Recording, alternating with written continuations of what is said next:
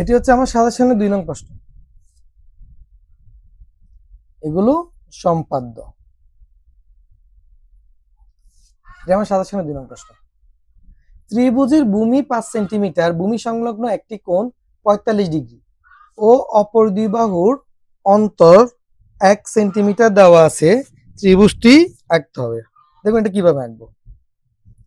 প্রথমত হচ্ছে আমরা যে তথ্যগুলো দেওয়া আছে এগুলো আগে এঁকে ফেলে। ত্রিভুজের ভূমি 5 সেন্টিমিটার, তাহলে আমরা একটা ভূমি 5 সেন্টিমিটার আঁকবো। এই যে 5 সেন্টিমিটার যেখানে আছে এখানে এই পাশে সেন্টিমিটার লেখা আছে, সিএম মানে সেন্টিমিটার, এখান থেকে আমরা 5 সেন্টিমিটার রাখবো।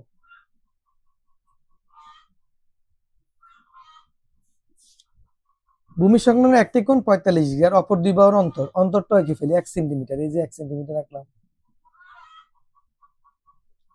আঁকার পরে আমরা এখন কি করব, অপর দুই বাহুর অন্তরটাকে ডি দ্বারা প্রকাশ করলাম, ডি, আর ভূমির নাম দিলাম বি। এখন আমি 45 ডিগ্রি একটি কোণ আঁকবো। দেখুন কিভাবে আঁকি।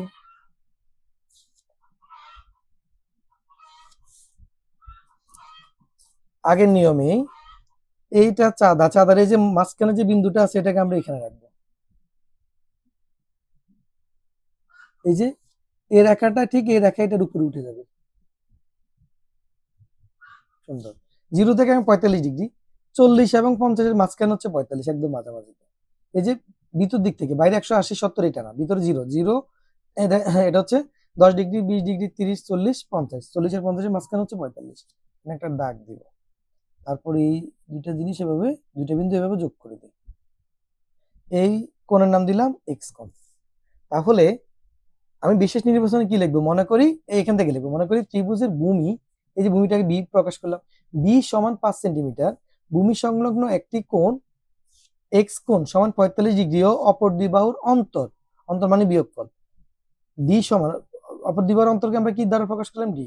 তাহলে ডি সমান 1 সেন্টিমিটার দেওয়া আছে, ত্রিভুজটি আঁকতে হবে। এখন আমরা এখানে যে কাজটা করব, আমরা ত্রিভুজটি আঁকবো। প্রথমে প্রশ্নে যেগুলো দেওয়া আছে এই তথ্যগুলো আমরা নিলাম, নেওয়ার পর এখন এই তথ্যগুলো ব্যবহার করে আমি একটা ত্রিভুজ আঁকবো।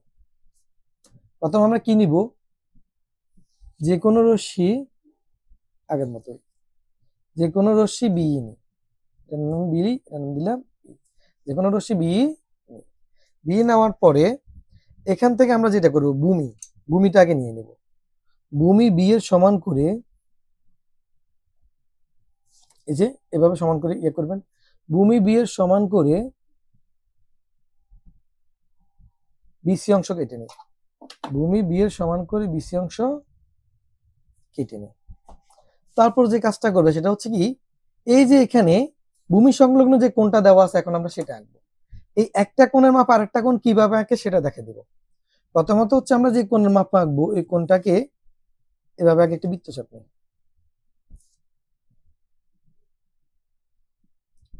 আমরা একটা বৃত্তচাপ নিলাম, নেওয়ার পরে একই মাপে এখানে আরেকটা বৃত্তচাপ নিলাম। ঠিক এই যে বিসি রেখাংশকে স্পর্শ করে বৃত্তচাপটা হবে। তারপরে এই যে দুইটা বিন্দু আছে, এই একটা বিন্দু এই আরেকটা বিন্দু, এই দুইটা বিন্দুর দূরত্ব নিব আমরা। এবার দূরত্বের মাপ নিব, কম্পাসের সাহায্যে, পেন্সিল কম্পাসের সাহায্যে মাপটা নিলাম। নেওয়ার পরে এই বিন্দুটাতে আমরা বসাবো কাটা, পেন্সিল কম্পাসে কাটা বসাবো, তারপর আমরা এরকম আরেকটা বৃত্তচাপ এখানে আঁকবো। আঁকার পরে আমরা এখন এটা যোগ করে দিব,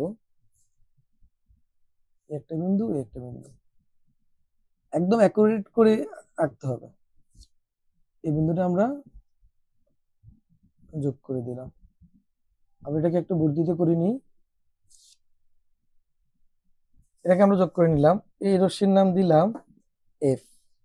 তাহলে আমরা এখানে কি লিখবো, বিসি রেখাংশের বি বিন্দুতে, দেখুন আমরা এই যে বিসি রেখাংশটাকে স্পর্শ করছি না বৃত্তচাপটা, তাহলে বলতে হবে কি বিসি রেখাংশের কোন বিন্দুতে বৃত্তটা আঁকছি, বি বিন্দুতে, সরি বৃত্ত না, কোন বিন্দুতে আমরা কোনটা আঁকছি, বি বিন্দুতে। বিসি রেখাংশের বি বিন্দুতে কোন কোণের সমান করে, এক্স কোণের সমান করে।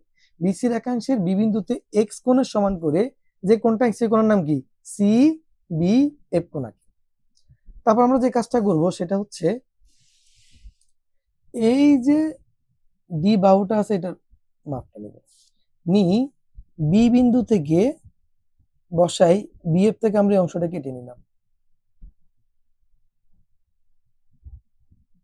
দেখছি আমরা অংশটা কেটে নিছি। এই বিন্দুটার নাম আমি দিব ডি, এই বিন্দুটার নাম দিলাম ডি। তাহলে আমরা এখানে কি বলবো, বি এ প্রস্থি থেকে ডি বাহু সমান করে বিডি অংশ কেটে নিই।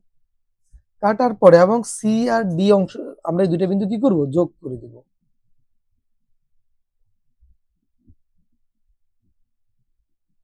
সি কমা ডি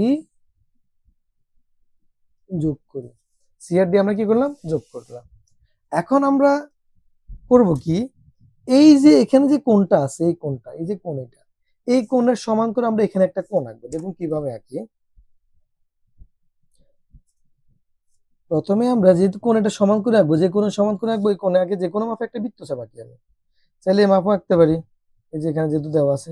আমি ভিন্ন আর একটা মাপ নেব, আর একটা ছোট করে নিই, বড় করে নিই এখানে। তাহলে আমি এখানে কি করলাম, প্রথমে একটা বৃত্তচাপ নিলাম, ডি বিন্দুটাতে কাটা বসে একটা বৃত্তচাপ নিলাম। একই মাপে এখানে বসে আমি আরেকটা বৃত্তচাপ নিলাম। নেওয়ার পর এই দুটি বৃত্তচাপের দূরত্বের পরিমাপটা করি।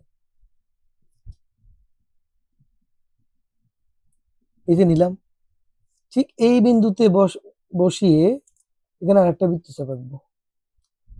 এখন দেখুন এই যে বিন্দুটা, এটা আমরা যোগ করে দিব।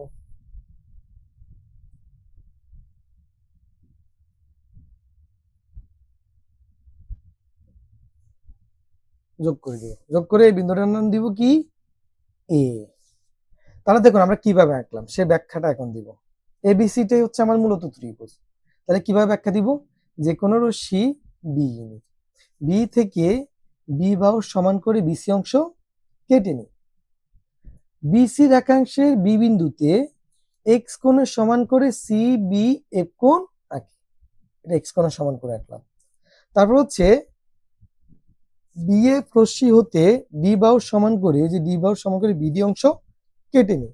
সি ডি যোগ করি, যোগ করার পরে কি করলাম, আমরা এখানে একটা কোণ আঁকছি।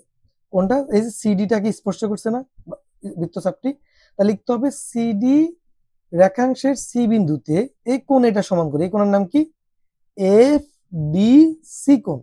সিডি রেখাংশের সি বিন্দুতে এফ ডি সি কোণ সমান করে যে কোণ আঁকছে, এই কোণের নাম কি, ডি সি এ কোণ আঁকি।